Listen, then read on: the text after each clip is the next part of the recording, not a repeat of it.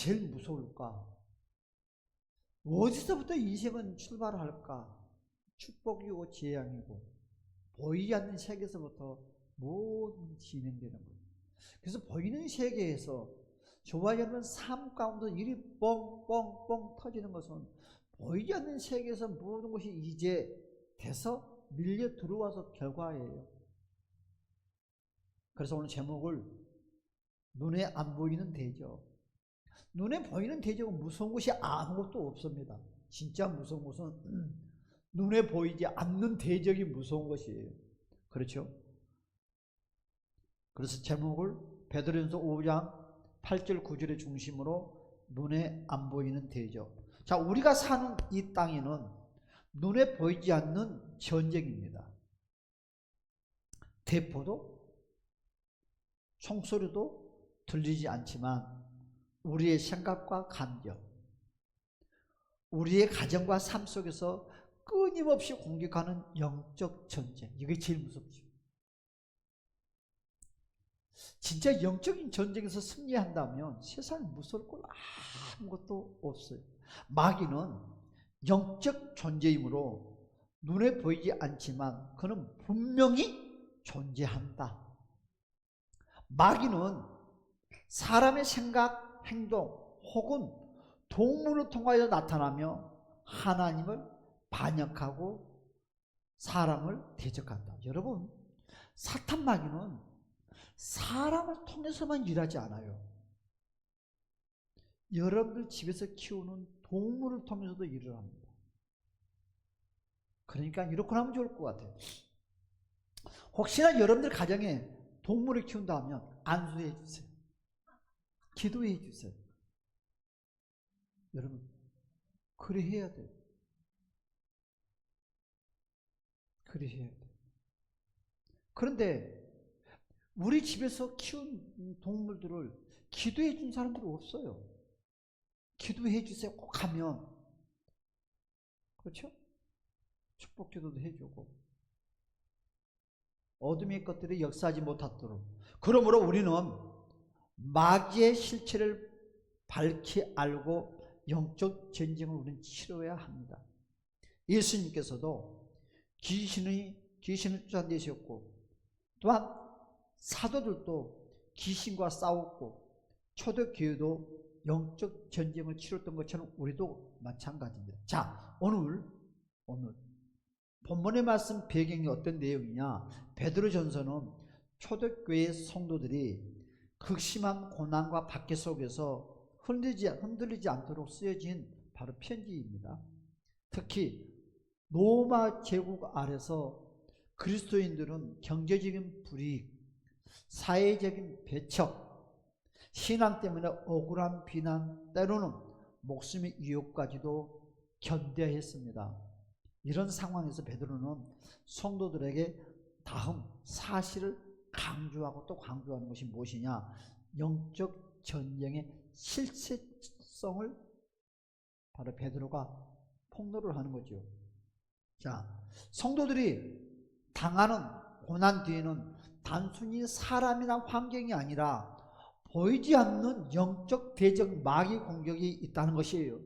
그러니까 우리는 그냥 우연히 저 사람이 나를 공격해서 환경이 어려워서 나에게 이런 어려움이 있어 하지만 오늘 사도 베드로는 우리에게 말하기를 사람이 아니라 환경이 아니라 사람 뒤에 환경 뒤에 보이지 않는 영의 세력들이 공격을 함으로 말미암아 우리가 어려움이 있다는 거죠. 그래서 오늘 베드로 사도가 하고자 하는 말은 보이지 않는 세계의 악한 마귀의 공격이 심하다. 그래서 베드로가 하는 말이 근신하라, 깨어라, 강하게 우리에게 강조하고 명령을 하고 있습니다. 두 번째, 마귀의 목적은 바로 뭐라고 그랬어요?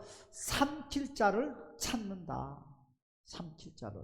초대교회 성도들은 핍박 때문에 어떻게 됐습니까? 두려움이 생겼고, 핍박 때문에 낙심이 생겼고, 핍박 때문에 의심이 생겼고, 핍박 때문에 타협의 유혹에 노출되어 있었습니다. 베드로는 이것이 단순히 로마의 압박 때문만이 아니라 마귀가 믿음을 무너뜨리려는 시도라고 설명을 했어요. 강력하게.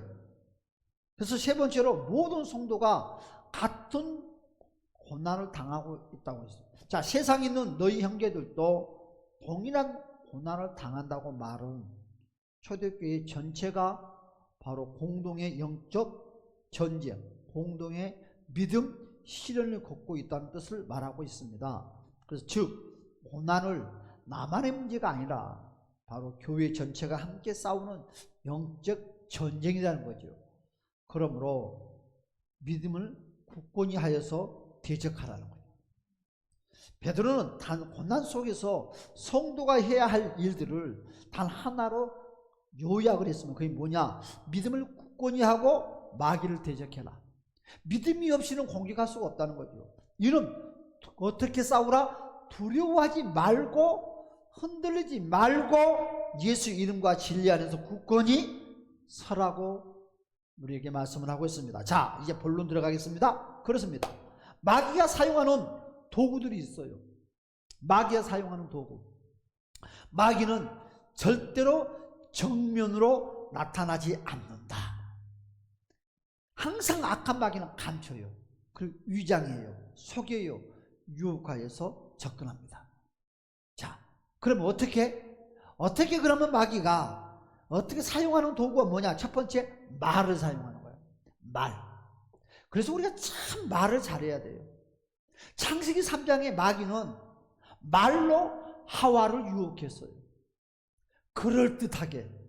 창세기 3장 45절에 마귀는 아담과 하와를 죽이고 멸망시키기 위해서 뱀을 통하여서 접근해서 1대1의 대화를 나눴어요. 살랑살랑 찾아왔죠. 강제로 선악과를 따먹게 하지 않았어요. 스스로 따먹게끔 유혹했어요. 스스로.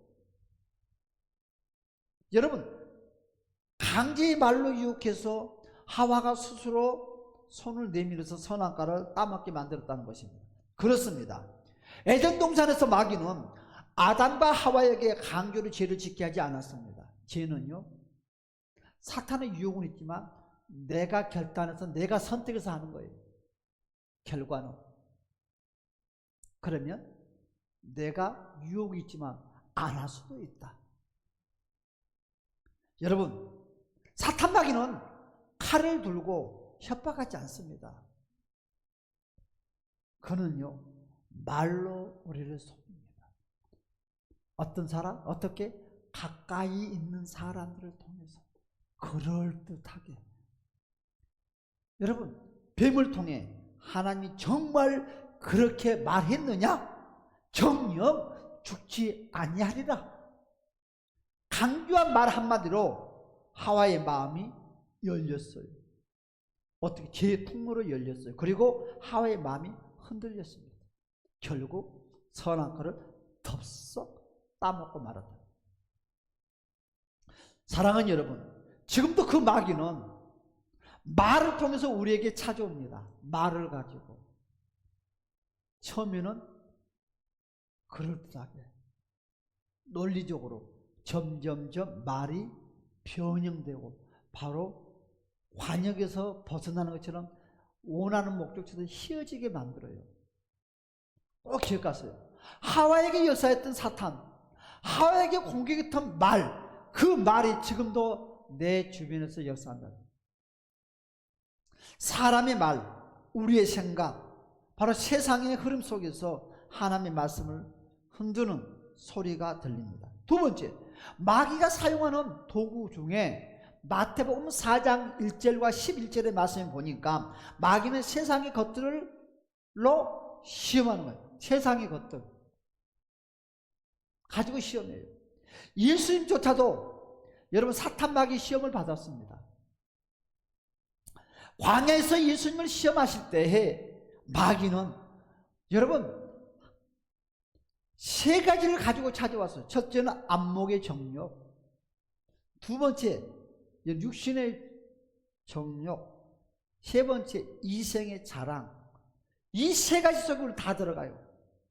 여러분 세상의 육신의 정욕, 안목의 정욕, 이성의 자랑으로 예수님에게 찾아갔던 그 사탄이라는 이 세 가지를 가지고 찾아갔던 것처럼 우리에게도 똑같이 세 가지를 가지고 찾아와서 유혹을, 육신과 안목과 이성을 가지고 뭐라고 그랬어요? 돌을 떡으로 만들어 먹어라. 이게 뭐예요? 육신의 정욕 아닙니까? 두 번째, 성전에서 뛰어내려라. 여기 이성의 자랑 아닙니까? 여러분, 세상의 모든 영광을 주겠다. 안목의 정욕 아닙니까? 세 가지. 사랑하는 여러분, 마귀는 지금도 같은, 마귀는 아까 사탄 마귀가 예수님께 그와 같은 세 가지의 원리를 가지고 찾아와서 유혹했던 것처럼 똑같이 우리에게 찾아와서 세 가지를 강조하고 말해요. 그럼 예수님이 싸웠던 방법대로 우리도 싸워야 되는 거예요. 돈의 유혹, 성공의 유혹, 명예와 이익의 유혹으로 믿는 자들을 넘어뜨리는 거예요. 자, 그렇습니다. 마귀는요, 죄의 탈을 쓰고 다가와요. 그러니까 마귀는 죄를 가면을 쓰고 찾아온다는 거죠. 죄를 그냥 죄로 보면 안 됩니다. 요한일서 3장 8절에 말씀하시기를 죄 짓는 자는 마귀에게 속한 자다. 마귀는 죄를 통해서 역사하십니다. 내 안에 마귀가 힘이 하나도 없어요. 그런데 내가 죄를 짓는 순간에 마귀에게, 그러니까 귀신에게 밥을 준다고 생각하면 돼요. 여러분들 집에 키우는 개, 고양이에게 때가 되면 밥을 줘요. 그것처럼요, 마귀도 밥 먹는 시간들이 있어요.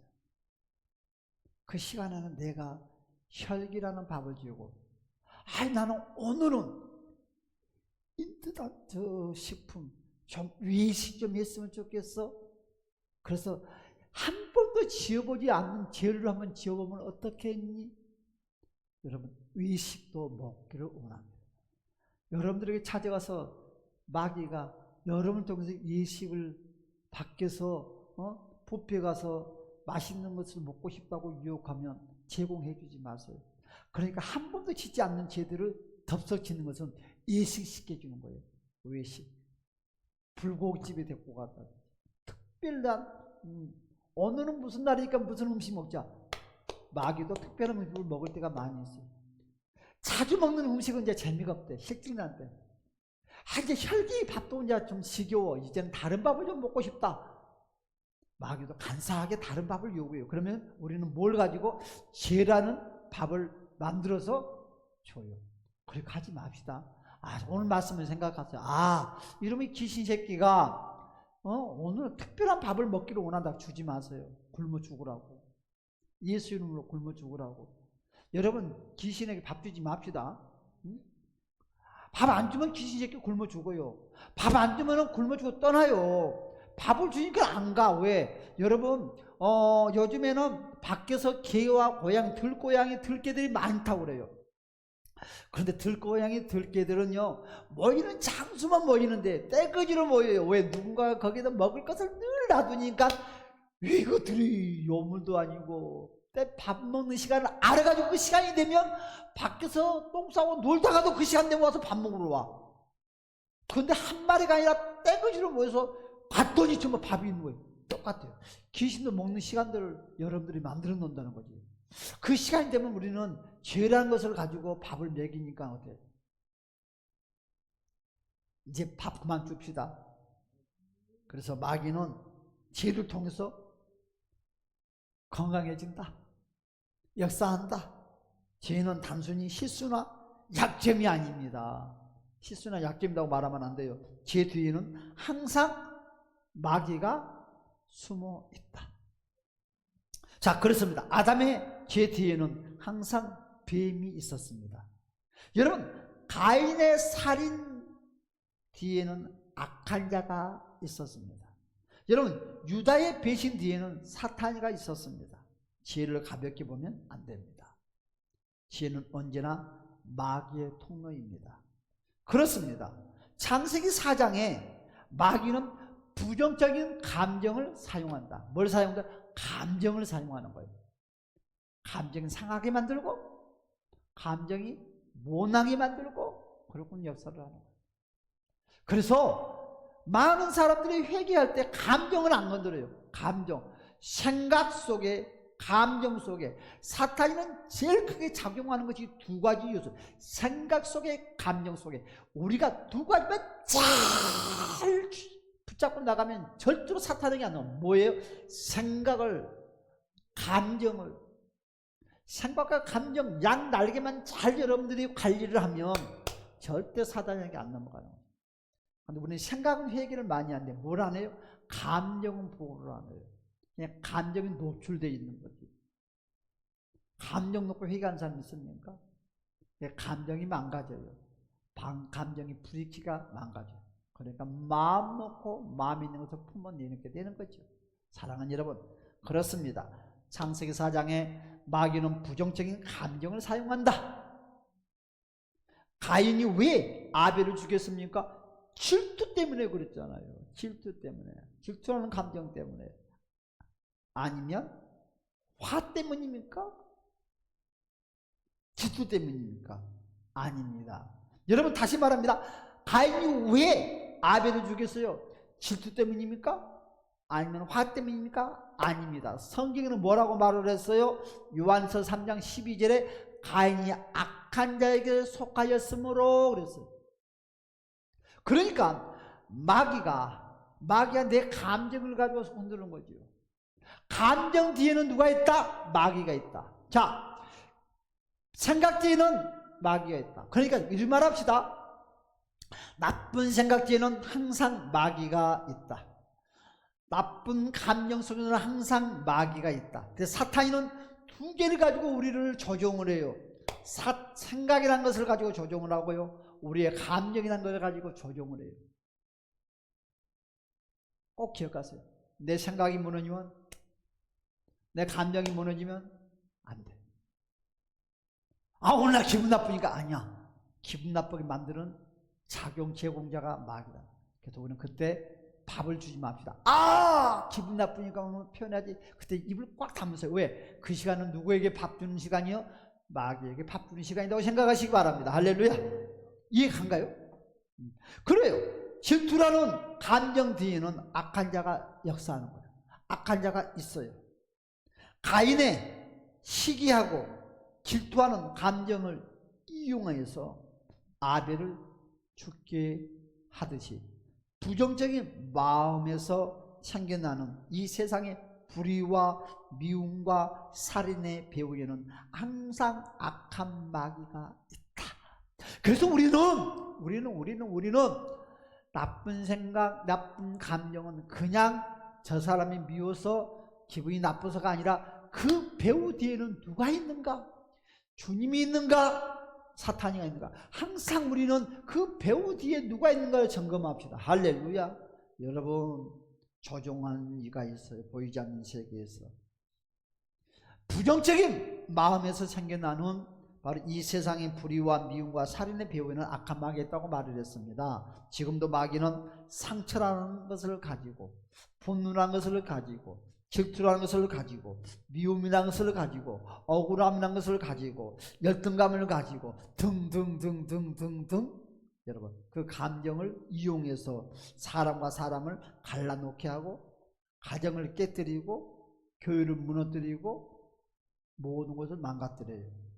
자, 마귀는 악한 생각을 넣는다. 그렇죠? 바로 감정. 그냥 감정을 먼저 다뤘어요. 자, 두 번째, 악한 생각으로. 자, 성경은 말합니다. 요한복음 13장 2절에 사탄이가 가룟 유다의 마음에 예수를 팔려는 생각을 넣었더라. 그렇죠? 생각 뒤에 누가 있다고요? 마귀다. 유다가 스스로 생각한 걸까요? 여러분, 유다가 스스로 예수님을 죽여야 되겠다고 마음먹었어요? 아니라 생각 뒤에 조종하는 이가, 마귀가 예수를 죽이게끔 생각을 계속 만들어주는 거죠. 마귀가 생각을 집어넣어줬어요. 예수를 팔라고. 지금도 그 마귀는 절망하는 생각, 포기하는 생각, 죄 짓는 생각을 우리의 생각 속에 계속 집어넣어주면서 우리를 무너뜨리려고 합니다. 사랑하는 여러분, 크게 두 번째. 자, 마귀와 영적 전쟁은 어떻게 싸워야 하는가? 그래서 싸워야 되지 않겠습니까? 우리의 씨름은 혈과 육이 아니라고 했습니다. 그런데 우리는 항상 혈과 육으로 싸우려고 하니까 백전백패가 당하는 거죠. 자, 출애굽기 17장에 보니까 이스라엘이 르비딤에서 아말렉과 싸울 때 승부는 전쟁에서 난 것이 아니었습니다. 여러분, 모세가 산 위에서 손을 들고 기도할 때 이스라엘이 이기고 손이 내려가면 아말렉이 이겼습니다. 여러분, 출애굽기 17장 10절과 11절의 말씀을 보았더니 그때 아론과 홀이 양쪽에서 모세의 팔을 붙들어 함께 영적 싸움을 한 결과 이스라엘은 아말렉을 승리했더라. 할렐루야. 자, 오늘 다시 설명합니다. 자, 이 전쟁은 칼에 있었습니까? 창에 있었습니까? 아닙니다. 칼과 창에 있는 것이 아니라 기도와 영적 권세의 싸움이었다는 거죠. 그래서 인생의 모든 것은 영적 전쟁입니다. 여러분, 영적인 전쟁에서 승리하면 가정이 행복합니다. 삶이 행복합니다. 꿈이 이루어집니다. 만사형통, 대통이 일어납니다. 지금도 마귀는 가정과 교회와 직장과 모든 우리의 삶의 모든 영역에서 공격해요. 그래서 우리는 혼자 싸우면 힘들어. 여러분, 혼자 싸우는 것이 아니라 함께, 그래서 기도가 필요하고 함께 믿음을 지켜야 되고 함께 싸워야 됩니다. 할렐루야. 세 번째, 그렇습니다. 마귀를 대적하는 비결. 어떻게 마귀를 대적할까? 자, 첫 번째, 골로새서 2장 13절과 15절의 말씀이니까 예수님의 십자가의 승리를 붙잡아라. 우리는 십자가를 붙잡아야 돼요.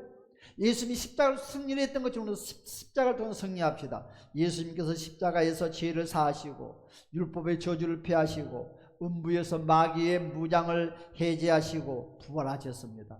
사랑하는 여러분, 마귀는 이미 패배한 군대입니다.